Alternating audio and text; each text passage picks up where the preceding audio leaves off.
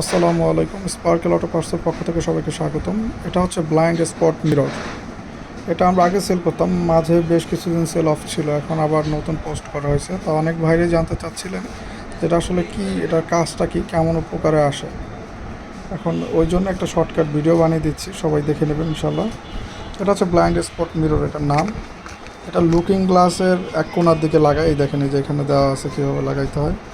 এটা লাগাইলে হয় কি, আপনার বাইক যখন চালাবেন অনেক সময় বাইকের পেছনে অনেক ব্লাইন্ড স্পেস থাকে যেগুলো আমরা আসলে দেখতে পারি না, লুকিং গ্লাসে সম্পূর্ণভাবে সুন্দরভাবে দেখা যায় না। কিন্তু এই জিনিসটা লাগাইলে হবে কি, আপনার পুরো একদম অনেক ক্লিয়ারলি দেখতে পাবেন, জিনিসটা অনেক বড় আকারে দেখা যায়। তাই ব্লাইন্ড যে জায়গাগুলো থাকে ওগুলো স্পষ্ট হয়ে যাওয়াতে আপনার বাইক চালাতে আরও কনফিডেন্স পাবেন। কারণ আপনার পিছনে যত ভালোভাবে দেখতে পারবেন আপনার বাইক চালাতে চালানোটা আরও বেশি সহজ এবং কনফিডেন্সের সাথে হবে। এই জন্য আমি মনে করি এটা খুব ক্ষুদ্র একটা জিনিস, দামও কম, সাধ্যের ভিতরে সবার, চাইলে লাগাই নিতে পারেন, যার ফলে আপনার বাইক চালানোর আর কনফিডেন্স পাবেন এবং যে ব্লাইন্ড স্পট জনিত যেসব দুর্ঘটনা ঘটে ওগুলোর থেকে আল্লাহর রহমতে মুক্তি পাবেন। কারণ আমরা বাইক চালানোর সময় পিছনে ঠিকঠাকভাবে না দেখার কারণে অনেক দুর্ঘটনার শিকার হই।